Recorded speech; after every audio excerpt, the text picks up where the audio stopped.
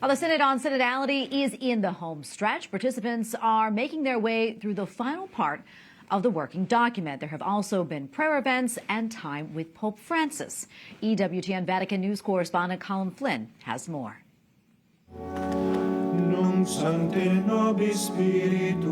As Synod participants worked on the final phase of this year's gathering, today's morning session opened with music, a gospel reading, Signore Dio nostro, and a message from Pope Francis. per chi cammina nella tua lode. Under the watchful gaze of a life-size bronze sculpture of migrants and refugees on a boat, Pope Francis presided over a prayer vigil Thursday night to remember those, just like the people depicted in the monument behind him, who are suffering, emphasizing a call to save and help heal their wounds. The event was organized by the Dicastery for Promoting Integral Human Development. Refugees from Cameroon, Ukraine and El Salvador all attended. Cardinal Michael Czerny commissioned the sculpture, Angels Unaware, in 2016 by the artist Timothy Schmaltz. The Canadian Cardinal is also taking part in the Synod. He hopes the participants will not forget the plight of migrants.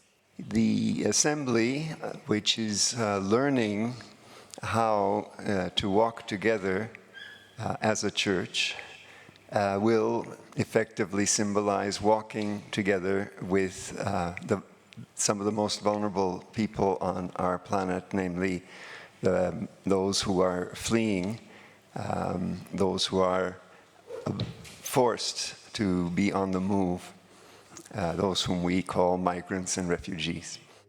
Many Catholics, especially in the US, are worried that the Synod has a predetermined outcome with a progressive agenda to change church teaching and governance. Yes, we live in a very suspicious age. I think we breathe this. That concern was presented to Bishop Daniel Flores of Brownsville, Texas.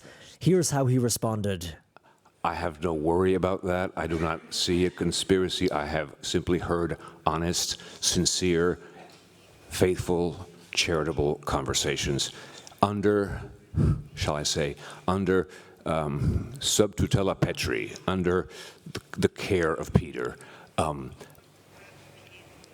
That is not a threat to the faith.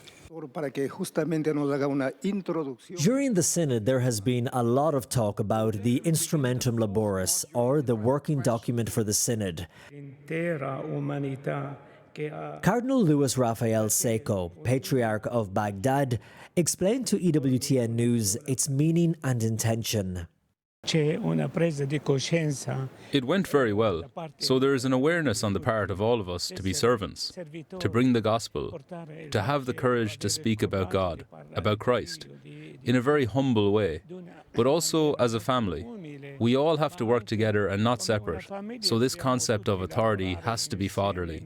And it's also about closeness, support. From the Americas to Africa, this assembly is a global representation of the Church. The B3 is more about administration. Bishop Donatus Aimiosoyan Ugon is head of the Diocese of Uromai, Nigeria. He spoke to EWTN News about the concluding stages of the Synod next week, when the final document will be produced. Well, the document that will come out next week is still work in progress. It will still be sent to the other churches. So nobody knows exactly the final statement, but when it comes out, I believe in the next 1 year, there will still be a lot of work done on the document that will come out. Pensando a questo, ho deciso di indire venerdì 27 ottobre una giornata di digiuno e preghiera. As the last week of the Synod approaches, Pope Francis is encouraging people of different Christian denominations and other religions to hold a day of prayer, fasting and penance for peace on Friday, October 27th. At the Synod in Rome, Colm Flynn, EWTN News Nightly.